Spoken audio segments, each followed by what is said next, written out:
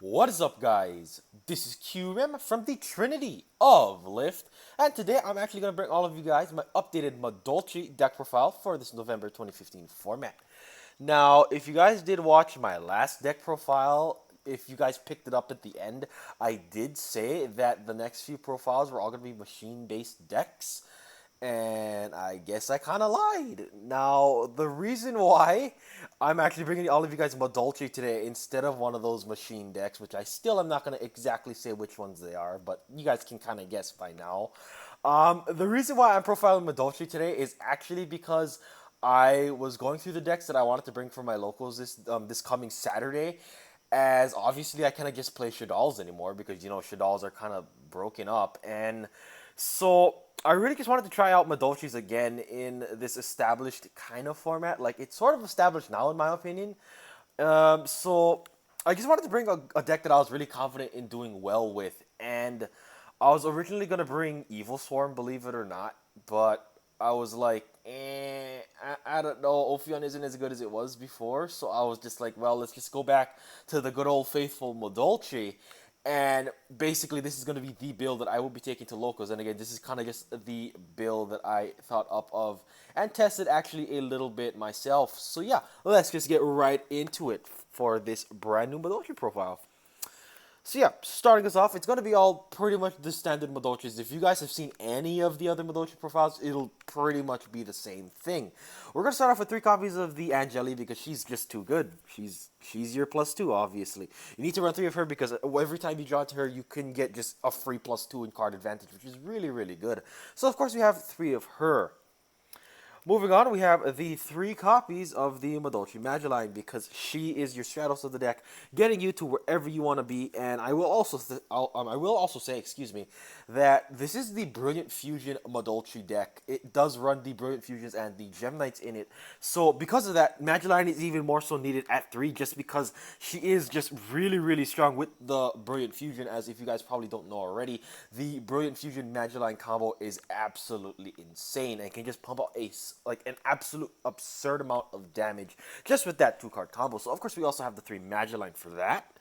Then moving on, we have the 3 copies of the Madolche Hook Cake because this guy's another one of our combo pieces that we need. We need 3 in my opinion because we need to have the 3 in the deck for the Angeli at all times because again, majority of the time you will be summoning Hook Cake off of the Angeli effect. So of course we have to have just the 3 Hook Cakes to complement the Angelis. Then, moving on to our other cards, we have our 2 copies of Madolche Messengelado to help us search out our spells and our traps. We have our 2 copies of Madolche Mufue because the Mufue Angelic combo is still really, really good. Especially this format because Tiramisu actually gets around a lot of the biggest decks and a lot of their big immunities because Cosmo and Magispectors cannot be targeted. So, because of that, actually, I'm going to put it right now, this card doesn't target. It doesn't target, so, the Mifoi Angeli combo, the tried and true combo of this deck that gets into Tiramisu is just, again, really, really strong this format. So that is, of course, why we're still running 2 Mufue. And then we also are running the 1 copy of the Pudding Cess. Now, I'm going to say a disclaimer right here. If you are one of those snide people who has to go into the comments and mention Pudding Cess and consistency, I will blatantly say that that is incorrect. Now, the reason why we are actually running Pudding Cess is because of the fact that whenever we do resolve our Brilliant Fusion, we will be summoning Gem Knight Seraphonite, and that is a level 5 Earth monster. Because of how Seraphonite is like that, and how Pudding Cess is also a level 5 Earth monster, we can actually go into this card right here with its full effect. And if you guys haven't read Choco Pudding Cess either, you guys really should, because actually, albeit it isn't a really common sight to see, just because, again, it does take those 2 level 5 Earth monsters. When you actually do get it summoned off with its full effect, oh my god, it's really dumb. So yeah, that is why we are running the 1 Pudding Cess. And to all of those people who insist on commenting about the Pudding Cess, this is exactly why I am running the 1 copy of it. So yeah, that'll be it for the Madolche aspect of our deck. Moving on to our other cards, we have a little bit of a Performage engine. We have the 3 copies of the Damage Juggler because this is going to be our best way to stop damage. It is the only hand trap in this version of the deck, just because of the fact that I felt Maxi and Veiler weren't going to be that good anymore because realistically, Magic Specters only have to special summon one Pendulum Summon, and Cosmos can only just summon one big ship and be fine. So I felt like Maxi and Veiler weren't that good, so I just felt comfortable with putting this guy back up to 3 in this deck to act as the single hand trap in this deck, because again, it can stop that damage, and again, it can also get us to our Hat Tricker, which is also very, very important, because it can get us into our Trapeze Magician faster. So we are running the 3 Damage Juggler. Then, of course, we are running the 2 copies of the Trick Clown because we need this guy to send off of Brilliant Fusion because he is, again, a free level 4 body that we can get onto board with our Brilliant Fusion plays again, so we can get into our big OTK boards with our Trapeze Magician. And then, of course, like I said, with Damage Juggler, we have the 1 copy of the Hat Tricker because, again, Trapeze Magician is really, really good. So, yeah, we are running all of those Performages. And then finally, for the last 2 monsters, we are running 1 copy of Gem Knight Tourmaline and 1 copy of Gem Knight Garnet. Now, I am running the Tourmaline just because of the fact that I don't have 2 Garnets in DT. So, yeah, if you got 2 Gem Knight Garnets, I highly would recommend running just the 2 Garnets.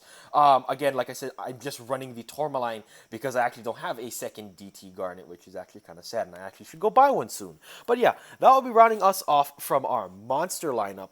Moving on to our spells, we of course start off with the 2 Madolche spells. We have the 1 copy of Ticket and the 1 Chateau. I will still forever live and die by this ratio because, in my opinion, I find that it's the most, like, not correct, I guess you could say, but it's probably the most efficient ratio just because, again, you can search it with your variety of other combos that can get you into a special summon mess in Gelato. And again, because of that, you really don't need multiples of it. You don't really want to draw into them because, again, you want to have your opening hands to be as good and as playable as possible. And these cards don't make your hand playable. It just makes your hand better, if that makes sense. So, again, that is why I decided to just, again, have the 1 copy of each spell. Moving on, we also go into, of course, the obligatory Brilliant Fusion because we are running the Gem Knight engine, and this is what makes the Gem Knight engine go round. So, of course, we have the 3 Brilliant Fusion. Then, for the other spells, we have 3 copies of the Instant Fusion because, again, one card rank 4s is always really, really good. And, of course, just pairing this with the Angelique can result in 2 rank 4s plus a Levier, which is really, really good. So, of course, we have the 3 Instant Fusions for those plays. Then, moving on, we have our 3 copies of Upstart Goblin because, as you guys probably do know by now, I like my 37 card consistency. So, of course, we are having the 3 Upstarts. Then, I'm actually going to say something right now that I actually haven't done before. I'm actually maining 2 copies of MST. I honestly don't remember the last time I did this, but yeah, we're actually back to maining MST for the simple fact that I couldn't think of a matchup where this is actually bad in because of how Necrons is basically off the map now, and that was basically because of how that deck before was the best deck in the format and how it didn't run traps. Because your deck usually would have been trying to gear for that Necros matchup, you wouldn't mainboard MST. But now because we are moving into that pendulum age of meta, I felt that maining at least 2 copies of MST was very sound because, again, against pendulum performages, this is, again, really, really good because you can use it to pop your opponent's Luster Pendulum, which is very, very important, actually. And you can also help disrupt your opponent's Wavering Eyes plays, maybe if you can predict that happening. And also, Cosmo is running traps too a little bit, and as well as Magic Specters. They both run traps to an extent. So, again, having main deck MSTs isn't really a bad call anymore. So that is why, again, I am running 2. And then finally, of course, for the last spell, we are running 1 copy of the Raigeki because nuking boards is always fun. So that'll be it for the spell lineup. Moving on to the traps, which is very, very, I guess you could say, streamlined. We have 1 copy of Madolche Palooza because I felt like this is actually a good card to have back in the deck again for the fact that we can actually use it for, again, our big OTK plays, of course.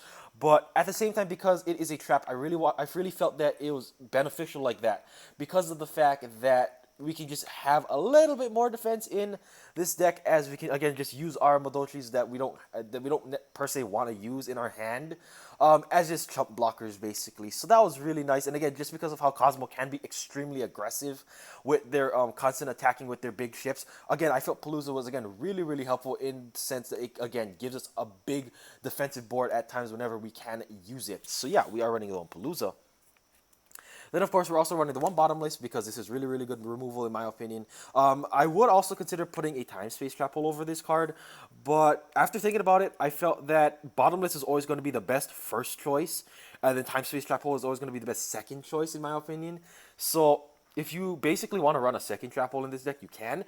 I guess highly would recommend not taking this out for a Time Space. I would recommend using this and a Time Space, if you wanna. Excuse me. So yeah, we are running the one bottomless. We are running the one copy of Warning because we want to negate those pendulum summons and make them all go to grave, which is really, really nice. And then of course finally the one copy of Emptiness because this is degenerate and we have to try and play as degenerate as possible sometimes when we are playing a rogue-ish deck this format. So yeah. That will be running us off from our trap lineup. Moving on to our extra deck. Of course, we are starting off with the MVP herself. We are starting with 2 copies of Madolche Queen Tiramisu. Again, like I said, she is the MVP because Cosmo, Magic Specters, they all have that immunity of not being able to be targeted.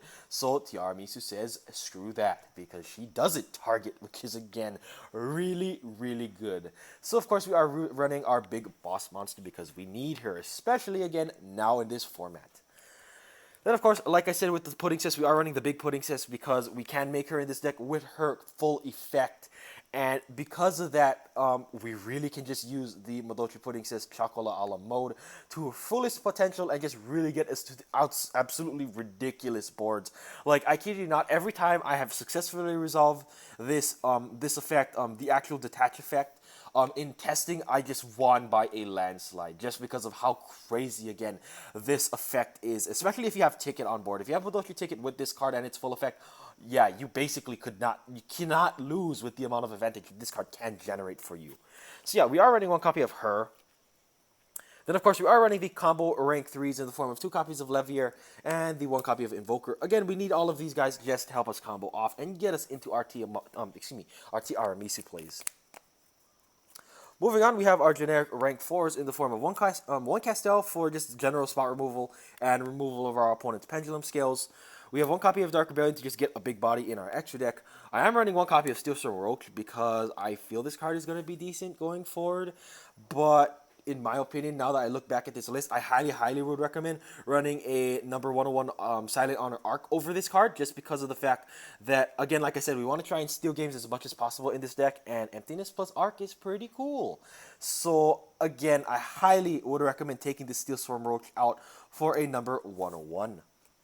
And then, of course, we also have the 1 copy of Dweller to help us stop our opponent's big ships from floating and all those kinds of crazy things. And to also help us stop our opponent's Performage effects from going off, which is actually, again, very, very relevant because Pepe is, in my opinion, going to be one of the better decks instead of Magic Specters. So, yeah. And then, of course, we are running the 1 copy of Trapeze Magician to help us with our big OTKs and whatnot. And then, of course, for our fusions, we, of course, are running the 2 copies of the Elder Entity Norden because, again, we are running instant fusion, so we kind of need Norden for that. And then, of course, finally, we have our 2 copies of our Gem Knight Seraphinite to help us support our brilliant fusions. And, of course, usage token. I swear to God, if you guys don't see this at the end of each video, then I'm doing something wrong already. Like, usage token is important now. Okay, guys. That will be it for my updated Madolche deck profile for this November 2015 format. In my opinion, I feel that Brilliant Madolche is going to probably be the best version of this deck, simply because of the fact that it just, again, in my opinion, it can get the Tiramisu the fastest outside of, between this deck, the E-Tele deck, or the E-Tele version, and the generic standard back row version. I feel like the back row version, which is the last build I brought to you guys in that tournament report, was actually going to be a lot weaker this format, because a lot of the back row that you will be trying to hide behind and trying to use to your advantage all target, and again, because of that, and how targeting isn't really that good in this format because of Cosmo and Magic Spectre, I really do feel that the back row Madolche kind of build isn't going to be the best. It's probably going to be the worst one in my opinion, and that's why, again, I feel that Brilliant Madolche is the best one because you want to just try and go face into your opponent's life points as fast as possible. And again, this version of the deck will do that as probably the fastest out of all the Madolche decks. And again, like I said, it gets the Tiramisu, in my opinion, the fastest. So yeah, hope you all very much did enjoy this profile for this updated November 2015 ban list. And as always, this is QRem from the Trinity of Lift, and I'll see all of you guys later. Peace out.